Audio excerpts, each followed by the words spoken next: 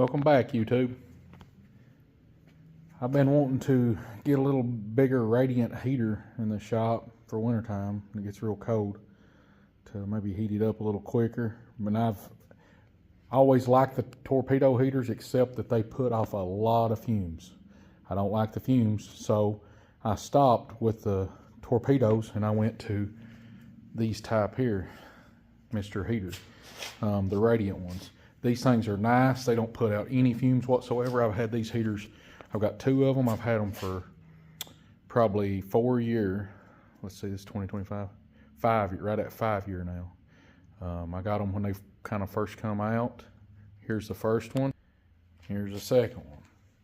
I think this was the very first one I got in. They got the thermometer on the back, temperature switch. You can set the temperature and it kicks on and off. Really like these heaters. They're efficient. They don't have no smell. They'll run on diesel or kerosene. You do have to adjust them if you're running on diesel a little bit. You got to also using them.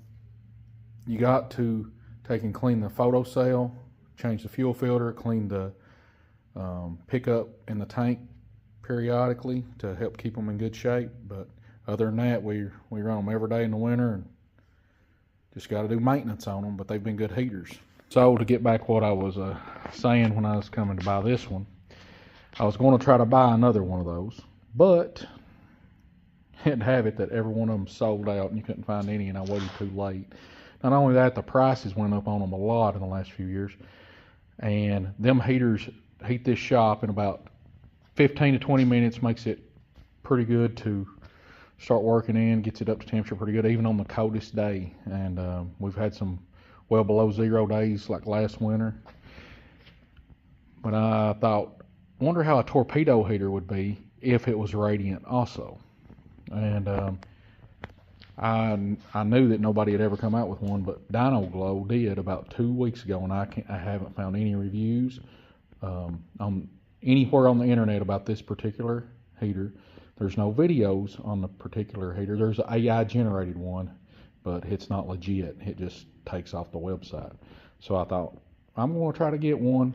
They had a few in stock at Menards, and anytime something new comes out like this, the price is always better until they get some reviews on it, and then they'll raise the price. I've noticed that through the years. I'm a little older now, and that's kind of the normal thing. So I thought, I'm going to jump on this thing and just try it out. If it's good, it's good. If it's not, it's not. But I'm hoping where it's got a radiant head that it's more efficient and don't have a smell, because if it's got a smell and stuff, I'm probably not going to use it.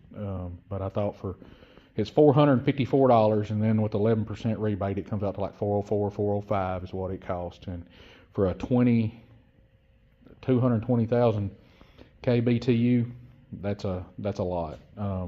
That's a cheap price for that type of heater. And if you look on here, it's got high mode, low mode. It's got the pressure gauge built in the back. And it's got a good run time on it. And I'd say 180 would be plenty. It says 5,200 square foot. I think I'm somewhere around 1,700 square foot. So this should heat it pretty quick. No time. I feel like I could fill the tank up if it's going to work good. It's got a 13-gallon tank. I feel like I could fill it up with diesel, put it on a timer, let it warm the shop up about 15 minutes before we get here, and then have it kick off, and then let the radiants just, where they're quiet, and just kind of keep it balanced the rest of the day. These here, I have a feeling, I don't know, well, I guess where it's torpedo, it'll probably be loud. I don't look for it to be as quiet as them, and it don't say anything about being quiet, but I'm kind of curious to what the sound is. So it's what I'm going to do. I'm going to go ahead and put it together, and we'll get her fired up. You guys just hang on. All right, got it out of the box. I got to say, it's a beaut. Shows you parts and hardware. You got handles, bars, braces, things to hold your cord, the wheels, the axles. And right here is what I'm interested in. That when you see the front like that, that's considered radiant. Is what that thing does. It glows kind of like the sun. And a forced air heater will actually heat the air in the shop. A radiant heater will heat everything in the shop because it kind of acts like a sun. So it'll warm up objects quicker than a normal forced air heater. But if you've got the best of both worlds, the air and stuff in the substance in your shop should get warm quicker, theoretically. Now this is a professional grade. It says on the box it's made for commercial use, but I want to get it together. But I was just letting y'all take a look at it as it's coming out of the box. I'm not much of an unboxing person because I just think that's kind of crazy. If you buy something, don't know how to unbox it, you probably don't need it anyway. But that's the parts. The instructions in this book here, it's got all kinds of stuff listed, the parts, what they do. It's got a pretty good manual with it. Also, assembled. It is together. So all you got to do is put this bar, the bottom bar, this upper bar, these cord holders. But it does compress, so you have to run your screws and your nuts through the top and bottom bar and mount. Your tires has a bushing. You'll need a 19mm for the nut, Phillips head screwdriver, and a 8mm wrench is all the tools you need. There's the tools. It's balanced really well, which it ain't got no fuel in it. You can pull it from the front, or you can kind of do it like a lawnmower. Bring it from the back.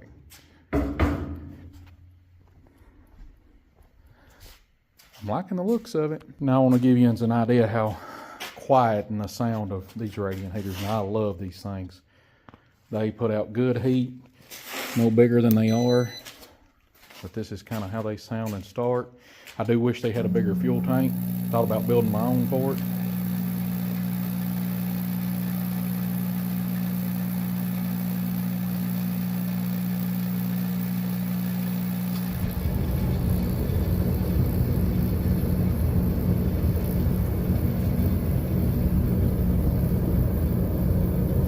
It's off good heat. It's not quiet. Can't even hardly hear it run.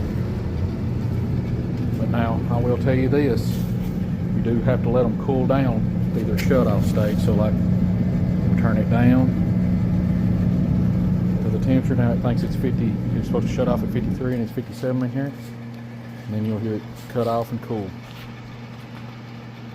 Well, it's full of fuel. Well, not full, I put 5 gallons in it. And I made a little bit of a spill and a little bit of a mess, but 5 gallons gets you at almost 4 hours on the gauge. This cap, the pin that holds the little chain on that keeps it connected, did want to slide through. It don't feel like it's got a good fit at all. So I pushed it back in there. It's fine now. It does say made in Korea. I don't know if y'all can see that, but I'm fixing to plug it up. We're gonna fire it up. Give me 1 second. Got it plugged up.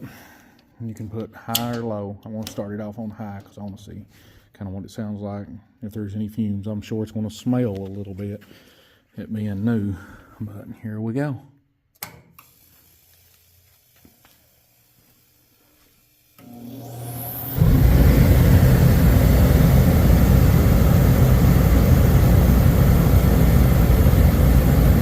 Well, it fires up good. It's got a deep tone to it. Not like a high pitch or anything, but it does have a deep tone to it. We're at 59 degrees. I wonder how long it'll take it to get a little above 60. I'm actually just going to let it run for just a few minutes. Woo! She is a glowing orange. It does look like the sun.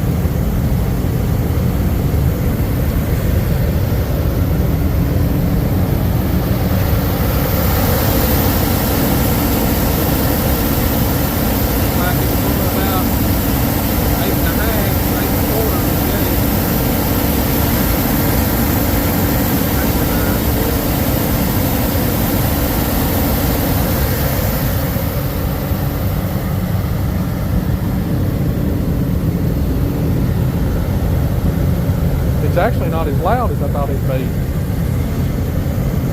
And I don't seem to be smelling any fumes either. Seems like it's burning pretty clean. Now it is running on diesel right now. I put diesel in it because diesel's relatively cheaper by $1 and something compared to kerosene.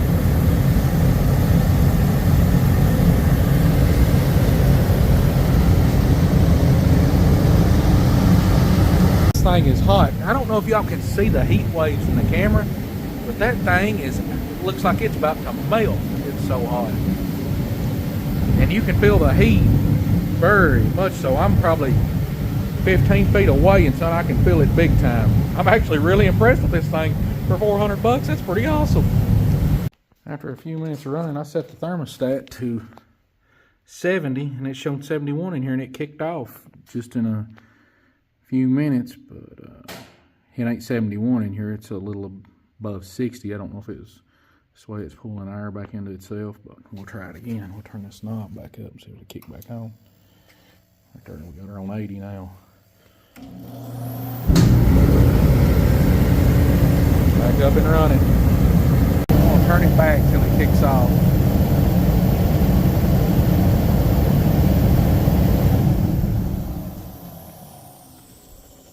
That thing gets hot, but it burns clean. I mean, it's been running for probably right at 10 minutes and I don't smell any fumes. It's also heated up the shop so much that it was about 57 degrees in here when I first fired it up. Don't know what it is right now. It's saying 80 on that, but I don't know if I necessarily believe the temperature on that. I think it's pulling in some of its warm air. I'm also going to try it on low and see what it sounds like on low. So I'll flip that switch.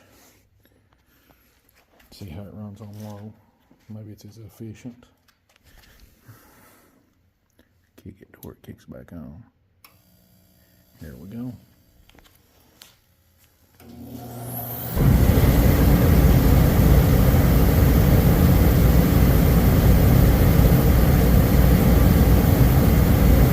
I believe it's a little quieter on low.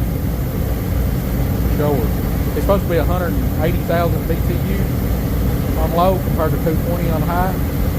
For my shop, I'd say 180 is all I'll need because I can done tell you just in a few minutes, it's really heated things up in here. And that's about at 10 minutes. Low is pulling about 6. Pretty funny.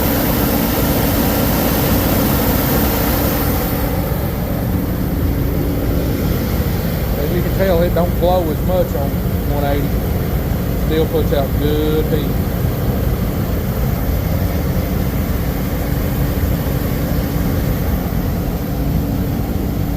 I do feel like I smell a little bit of fumes on low though, where I didn't on high. So high it might not put out it might burn a little cleaner. But guys, please like and subscribe to the channel. This is the Dyna-Glo Deluxe Professional Grade Eco Max. It's radiant and forced air combined. The 180, 220, 220,000 BTU, running on diesel. I really like it. I think it's definitely worth the money, especially in big spaces. You do want to keep some type of an exhaust fan. We've got an exhaust fan here in the shop. You want to make sure that you don't get no carbon monoxide poisoning. Be sure to have plenty of airflow. You all have a blessed day. Please subscribe to the channel. Thank you.